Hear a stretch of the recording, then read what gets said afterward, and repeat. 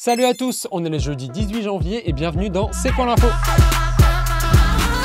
Ma mère, elle m'avait emmené dans ses salles de classe à faire le ménage. Kylian Mbappé et sa mère prennent la parole. Devenu superstar du foot, il raconte comment, ado, il a dû passer une partie de son stage de 3e à faire le ménage. J'avais passé 4 jours au Real de Madrid où vraiment... La tête vrillée. Oui, j'avais vu toutes les stars, tous les équipements, tout ça. Et derrière les 3 jours de ménage. Et derrière les 3 jours de ménage, c'était passé de là à là.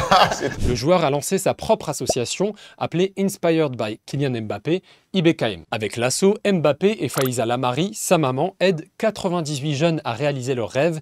Le fils et sa mère ont passé à Pâques ensemble. Je disais à Kylian, écoute, je veux bien travailler 23 heures sur 24 pour toi. Et moi, la seule chose qui me plaît, c'est IBKM. Voilà. L'association. Ouais. Et donc, je lui avais dit, écoute, voilà, moi, je vais te créer de la valeur ajoutée. Je lui dis, mais on fait 50-50. Et il veut pas. Il me dit, jamais je te donne 50%. Et puis, on est descendu à 30. Je lui dis, moi, en dessous de 30, je me retire, je fais pas... Je fais comme tout le monde, je vais aux Maldives, je vais en vacances, mais je travaille pas pour toi. Et 30%, il a accepté. À moyen long terme, il devra me donner ça, ouais. Le compte Twitter caché de Jordan Bardella révélé par complément d'enquête. 1 million d'abonnés sur TikTok, 360 000 sur Twitter. À 28 ans, Jordan Bardella, président du Rassemblement national, est ultra actif et populaire sur les réseaux. Depuis de longues années, Jordan Bardella essaie de montrer une bonne image du parti d'extrême droite.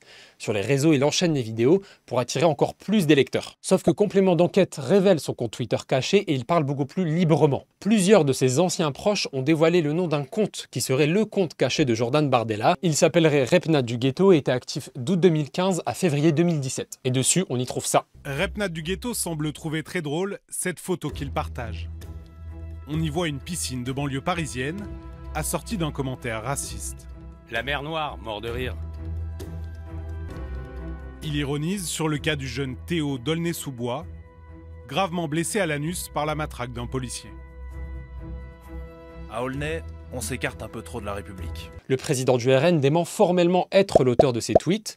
Le complément d'enquête sur Jordan Bardella est diffusé ce jeudi soir à 22h35 sur France 2.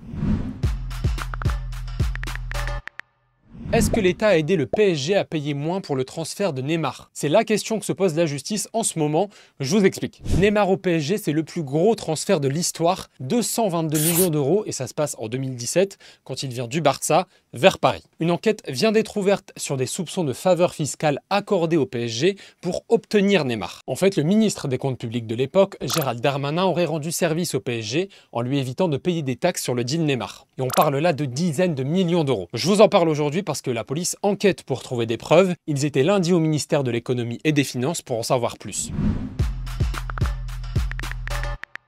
C'est l'école qui fait parler d'elle en ce moment, l'établissement privé Stanislas dans le très chic 6e arrondissement de Paris. La nouvelle ministre de l'Éducation, Amélie Oudéa-Castéra, y scolarise ses enfants. Et on vient d'apprendre que la mairie de Paris a décidé temporairement de ne plus financer cette école. Mais pourquoi? Selon un rapport rendu public par le site Mediapart, les cours de catéchisme et les messes seraient imposés à tous les élèves. Le rapport pointe aussi des actes de sexisme et d'homophobie. C'est pour ça que la mairie de Paris suspend ses financements à Stanislas. L'école est sous contrat, ça veut dire qu'elle doit respecter un certain nombre de règles avec l'État. Et si tout ça est vrai, l'école ne les respecte pas.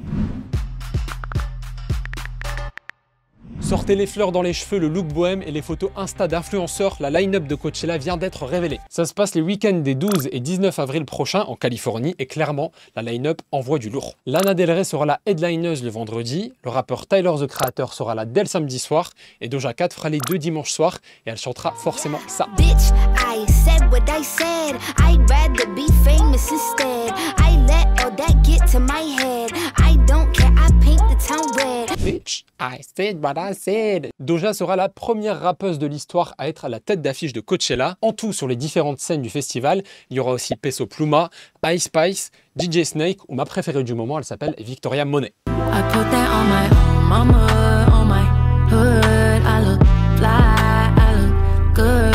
Merci beaucoup d'avoir regardé la vidéo jusqu'au bout. N'hésitez pas à nous suivre sur les réseaux qui s'affichent là juste ici. On est aussi à la télé et sur franceinfo.fr. Je vous retrouve demain pour un tout nouveau C'est quoi l'info. Je vous dis du coup à demain. Salut, salut!